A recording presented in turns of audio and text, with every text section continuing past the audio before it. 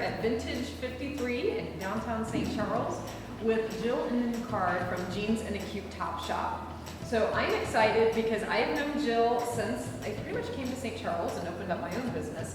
And I knew about you before I'd ever met you because you were just involved. So your name and your reputation of just being helpful and involved with everything and always saying yes to community events and downtown St. Charles events. You just kind of preceded you.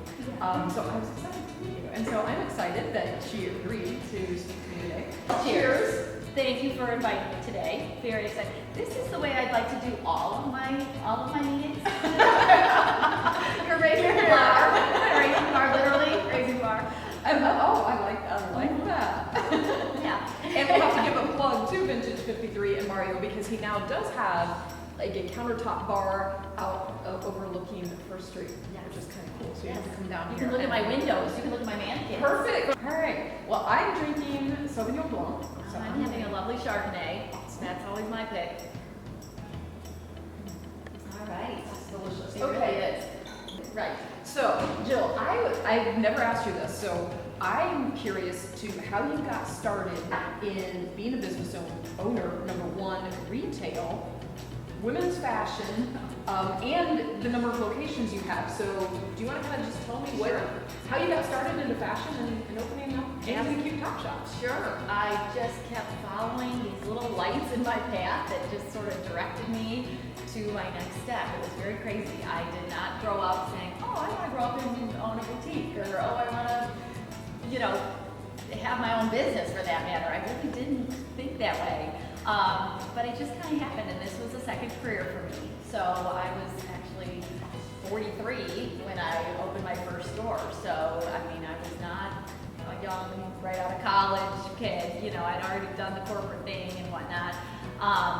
But yeah, it was really back to, my kids went to school full time. I have two boys. They're now 19 and 22. And got them both in, one was in kindergarten and one was in fourth grade. And I was like, I gotta get out of here. I gotta do something. I need to talk to people. I need to feel useful. I love my children. I love being a mom, but gotta get out of here. So I went to, I actually was working out. I did that a lot. I went to a gym. And there was one day that I happened to get dressed up in a cute little outfit, okay, instead of like my normal mom clothes. And so everyone at the gym was like, where is she going? What is she doing? Is she leaving the pack? And I was like, you guys, I can't tell you yet, but I promise I'll tell you in a few days. So they're buzzing about where I'm going. Well, I went off to Ann Taylor to take an interview, okay? And the gal that interviewed me was about 22. And it was just such an experience because I was like, oh my God, it just was so crazy because I hadn't worked in, 10 years at this point. And, but I just wanted to go back and just get out there, and I always loved Ann Taylor's clothes. So anyway, I went back to the gym a couple days later, and I was like, okay guys, here it is. I went and got a job at Ann Taylor, and they're like, oh, we thought you were going to get a boob job. I'm not sure I would have gotten dressed up for that, but okay. I was not expecting that. Yes. So anyway, I just loved it, and I was having so much fun and kind of moving up in the company, and didn't really mean to. Like, it was all by accident. It was just supposed to be a little part-time gig, but it was just so super fun. And anyway, it kind of turned into, I think I could maybe do this myself. And I've got a few ideas of, what they maybe are missing the mark on. So that's really kind of how it all started. Very cool. Now, did you start, was St. Charles the first location? No, Wheaton was my first location because that's really where I live. That's my hometown. I shouldn't say that. Elgin is my hometown, but my adopted hometown of 25 years is Wheaton. But yeah, so that's where the first store was. Although, I will say, I toyed with Glen Ellen and Wheaton when I opened for the first store. And I really didn't decide on Wheaton until I already had about 14 boxes of inventory already delivered to my house. So which place is closer? Right. Well, not on Wheaton, right? Okay. Yeah, I had definitely a little winding road to get to the exact space I was going to open in Wheaton. Definitely had the cart before the horse, and yeah, the boxes were arriving and things were happening, and I was like, oh, I don't know what town to go to, and it was just really a crazy time. But anyway, Wheaton ended up being the place, and it just was a great fit. I mean, we opened and it was just gangbusters. Like, it was just crazy. I can't even tell you the feeling. Like, we just had so much support, and the old-fashioned department store, 80s, had just closed. And so there was no retail really in town. So we were kind of like our little pioneer, kind of. So perfect timing, right? Yeah, totally. Okay, so Jill, is this your 10th year in business? Are you celebrating Yes. your 10 years? Okay, so we're 10 years in Wheaton, because I opened there in '09. Okay. It's 2019. So next year will be 10 years in For St. St. Charles. Charles. For St. Okay, Charles, great. yeah. And we definitely came in on the ground floor. So to answer your question from earlier, and you said, how did you pick your towns and keep opening stores? Again, these crazy little lights just, go off in my path. And I'm not special. They go off in everybody's path. It's just you have to really kind of pay attention. And so I got a visit from the First Street Development, and they said, oh, we got this great location in St. Charles, and you're going to be on the ground floor. We've got, it's phase 1, 2, 3. This is all happening. Boom, boom, boom. You got to get in. We want you here. And I had only been open in Wheaton about 9 months at that point. But I had already made a pretty good name for myself, and the word was getting out that we were doing pretty well. And so anyway, I really don't always think that big. I was kind of like, oh, yeah, I don't know, I'm happy with my one. This is really all I want. And like, my vision was when I first opened Wheaton, I thought I was going to be like behind the register, like on a chair, like with a magazine, like, oh, maybe somebody will come in today and maybe like buy one thing, like I did not have these like huge hopes and dreams. I was just like, I'm just trying it. And anyway, so I was not thinking I was ready to move, but my husband, has always thought maybe we should have like, I don't know, 17 stores. Awesome. Right? I know. Where we got 17, I don't know. I think I would be in a loony bin if I truly had 17. But anyway, he was like, oh yeah, gotta do it. So anyway, so we actually got a very nice introductory welcome out here.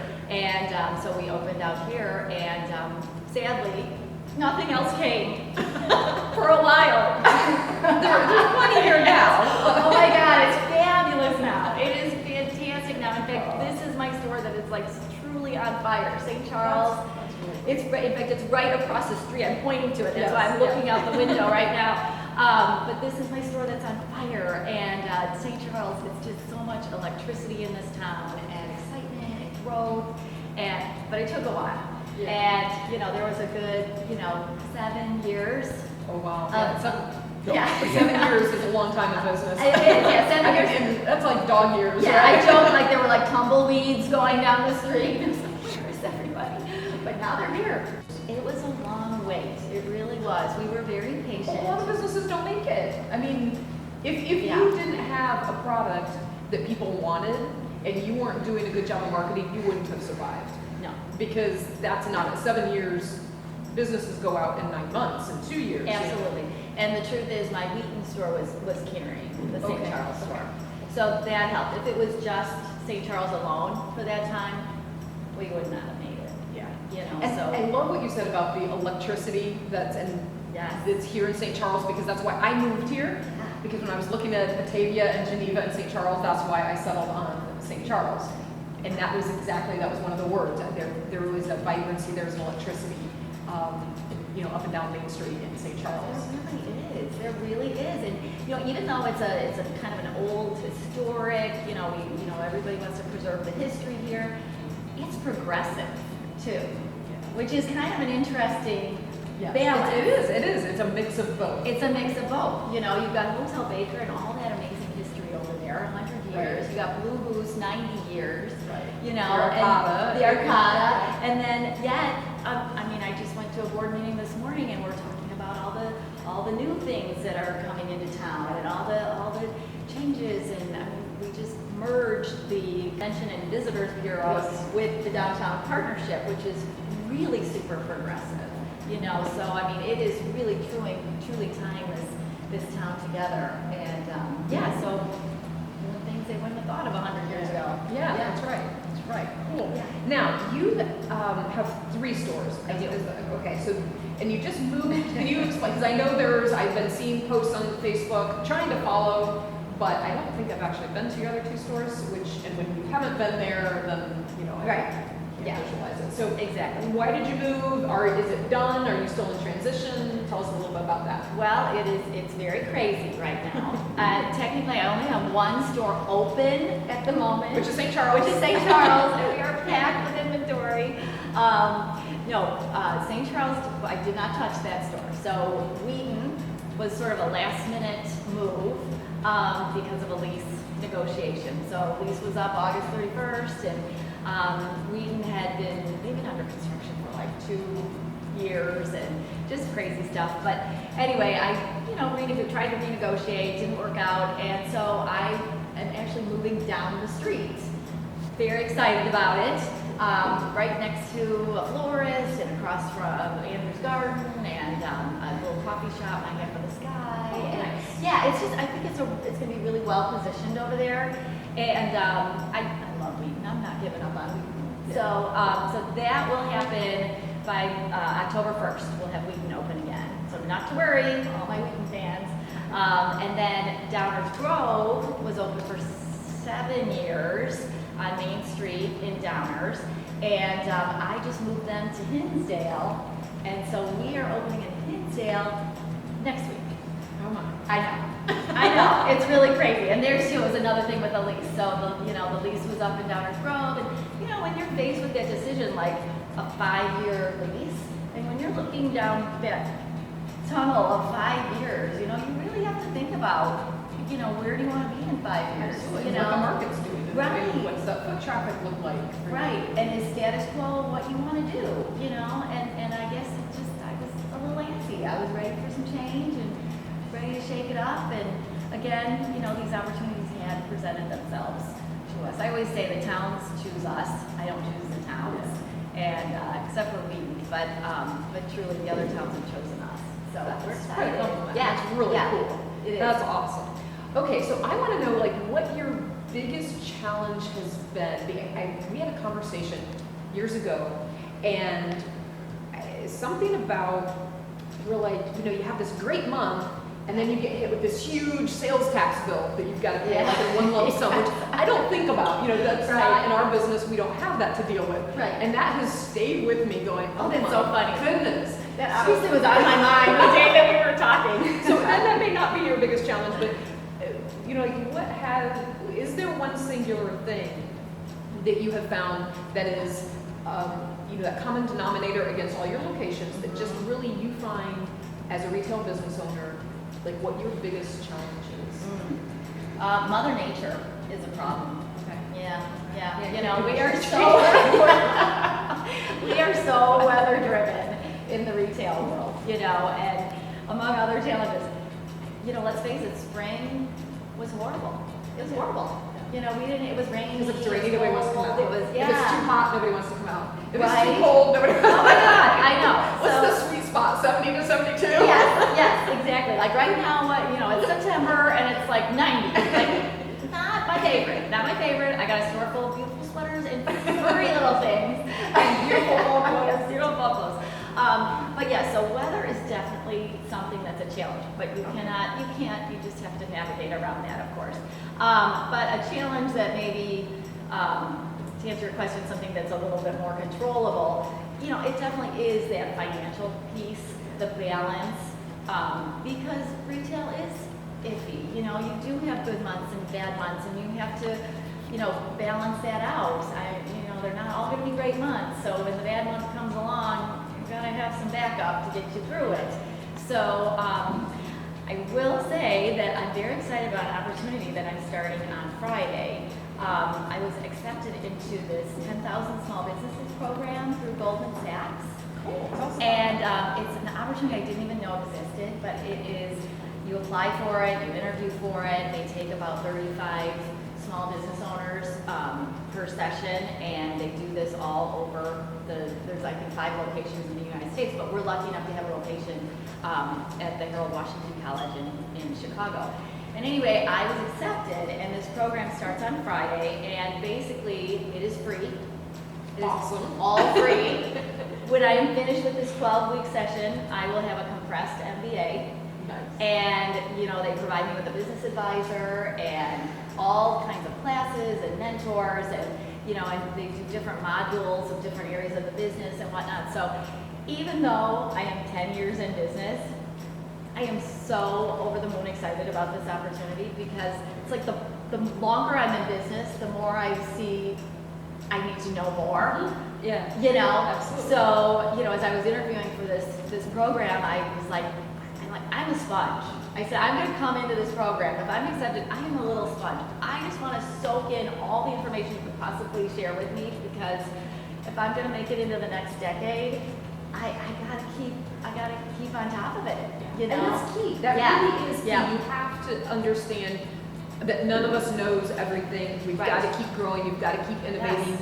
You have to keep adapting, right? To the market, to the Absolutely. trends, to what's going on in the world. Absolutely, and you know, which is your primary job for your clients, right? You have to keep steering them in new Yes. directions, Yeah. and you know, that's really the way to success. What used to work doesn't still work. Yes. You know. So Jill, one of the things I was impressed about you, as I mentioned earlier, that I knew about you before I knew you, was how involved you were.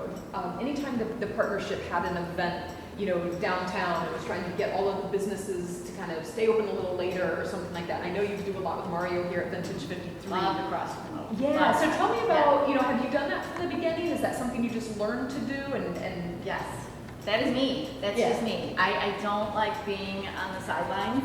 And if I go to an area where I don't know anybody, I'm trying to, you know, get in there and learn, you know people, I know that I have to do it. I don't wait for them to come to me.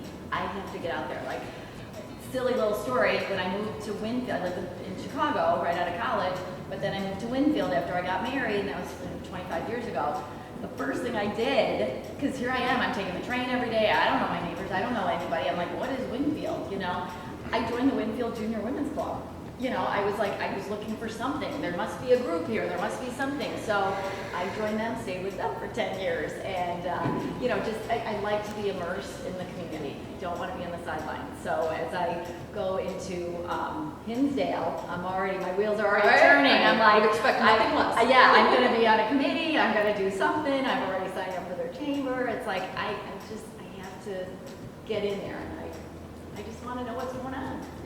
Be a part of it. Cool, Yeah. very cool. And that's Yeah. part of being successful, especially in retail, especially in a small community. Relationships. Being part of it, yes. Relationships Yeah. are huge. Absolutely. Yeah. Absolutely. Yeah. All right, so let's move on to some fall trends. Yeah. I want to talk about Sure. some things that we should be paying attention to, maybe? Okay. All right. Well, there's two things that you're just, even if you're not a fashionista, you can't help but notice.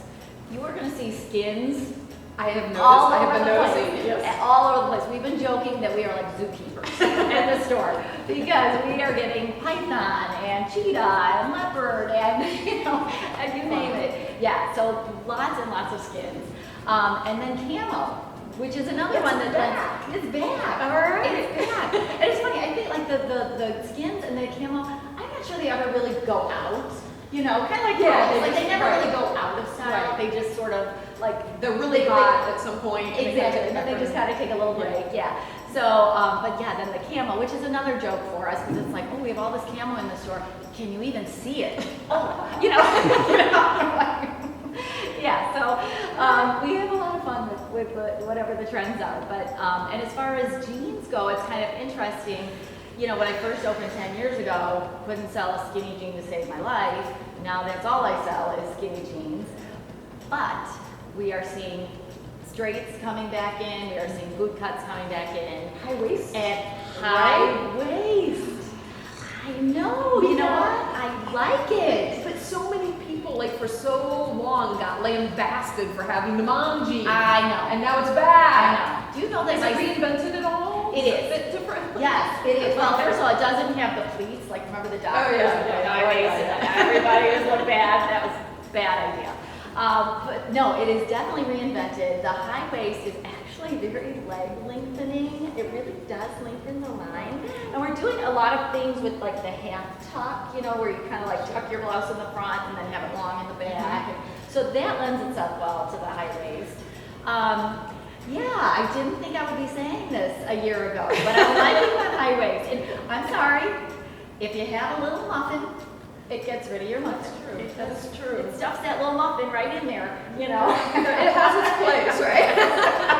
Yeah, it's not the mom jean like. Okay, all right. Yeah, I don't know if I'm convinced yet. Okay. I'll keep an open mind. All right, Jill, I just want to thank you so much for taking some time out of your busy schedule with everything you've got going on. I'm flattered that you would even take the time to talk with us. Oh, well, thank you so much. I love your concept here. What are we doing? We're sipping local. Sipping local. I like that. Got some cheese here. Oh my gosh. Sipping and eating local. Yes, we make up the change Love order. that. Okay, thank you.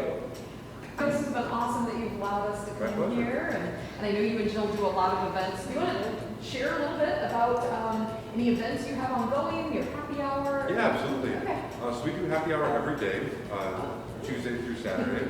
We figure people's schedules are all different, so we don't want to, pigeonhole somebody to one day. So we do it every day from 4 to 6. We have cocktail specials, beer specials, wine specials, of course. And we also do live music every Friday and Saturday from 8 to 11. It's pretty consistent. Why did you pick St. Charles and specifically First Street then to open up your wine bar in Vintage 53? So I actually live in St. Charles. I've lived here for almost 10 years. So I wanted to stay local to where I lived, and I actually had parked in front of Jill's place, and I went to look at another location, and the owner of that spot immediately turned me down, and so I walked out because it was a bar, and they didn't want a bar in their location. So I was walking back to my car, and I saw they just had broken ground at this location, and I called the number on the banner, and the rest is history. Yeah. Very cool. And all right, so just so everybody is clear, you serve beer, you serve wine, liquor. So you have it's a full bar, Yeah, right? we do a full bar. We did start out initially as a wine bar only, but quickly learned that groups of people like some variety. So we did add some craft beer, some nice cocktails. But yeah, no, we are very wine centric. We pour every wine we have by the glass, which is normally hovering right around 50, 53 bottles. So yeah, we pour it all by the glass. And is the 53 bottles in correlation to 53? Is that why you keep it around the 53? It ironically landed around 53, and I just said, well, that's kind of coincidental. Not planned. Wow. It's unplanned coincidence, yeah. And then what about your menu? Is there anything you want to share with us about your menu? Sure, yeah, we recently switched over to Pizza Romana flatbreads, which are made from an Italian flour, and they are double the size of our old flatbreads. They're almost pizza-ish, but not as heavy. They're really, really delicious. And we did also just add about 24 tin seafoods, which is a growing trend on the coasts. And What's that? Tin seafood? like what you would typically think of just as sardines. Okay, This okay. is everything. Yeah, Seafood and tins. Yeah. But this is everything from mackerel, patés, scallops, octopus, whole eels, everything you can think of. And that stuff just pairs really, really well with a lot of our wines. Really? And then of course our cheese and charcuterie, which are a big hit here, is build your own cheese boards. What kind of cheese do we have here? That you have the tea hive, which is rum in black tea, and of course classic pepperoni. Now, is this just for decoration or are we allowed? That is 100% edible. All right, I'm going to try it. All right, bye. You get that crust, you get that nice black tea. That is delicious. Yeah. Okay, I taste the tea. I really do. Yeah. Do we get a little caffeine kick too? Right, exactly. Bonus. Yeah. That's delicious. Is it similar to all right, tell me the name of it again. That's tea hive. But it kind of has a consistency of like the Parmesan, like Mhm. the Parmesan Like an Asiago or something. It's cheddar-like, a mild cheddar-like. Alright. And what do you use? Those are Marcona almonds. There's delicious almonds. That's good, not knowing what I'm talking about. Okay, so they're salted.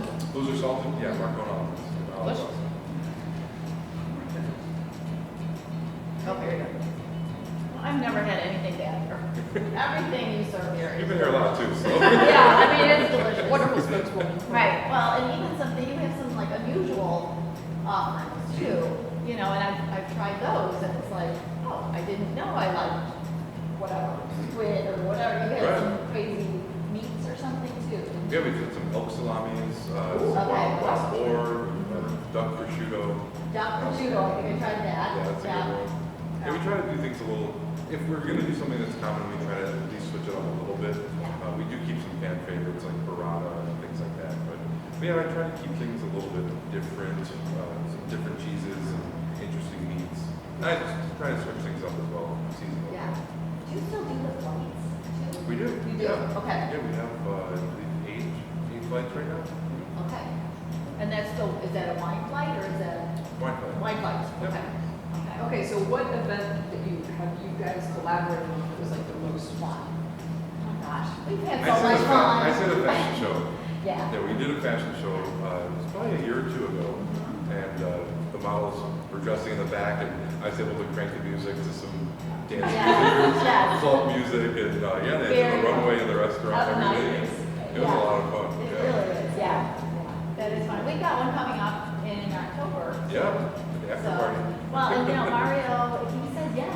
Like, I love this guy because he always says yes.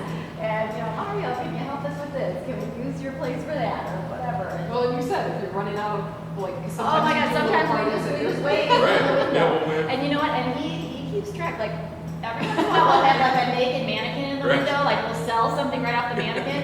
And he'll call over like, girls. Right? You know, the dresser. yeah, Don't wear a mannequin. this is not the way we're supposed to be presenting ourselves on Family the store. street. Yeah. Thanks, Mario. We're out.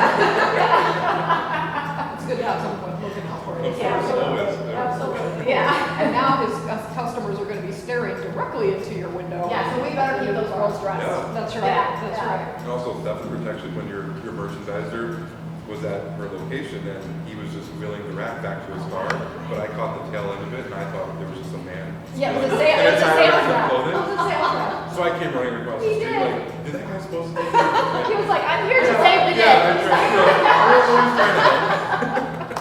Oh, that's awesome. That's That's so cool. Yeah. And you know, it really is the essence of, you know, back to that Main Street America and what First Street in St. Charles is about. Absolutely. Because it really is, you know, so different. Yeah. from the malls and Yeah. other places that I people can go. honestly say, you know, in all my towns, you're my best neighbor. Oh, Aw. You I are. appreciate that. That's really cool. Well, I'm looking forward to more events that both Mario and Jill are going to be hosting. So check out their Facebook pages, Jeans and a Cute Top Shop and Vintage 53, both right downtown in St. Charles. And thank you both again for taking the time. Thank you. For Mario for the wine and food and hosting us, and Jill for your time. Thank you. And again, this is, you know, it's been a pleasure. We should toast. Let's toast. To sip Sippin' along. To local. Sippin' local. Love it.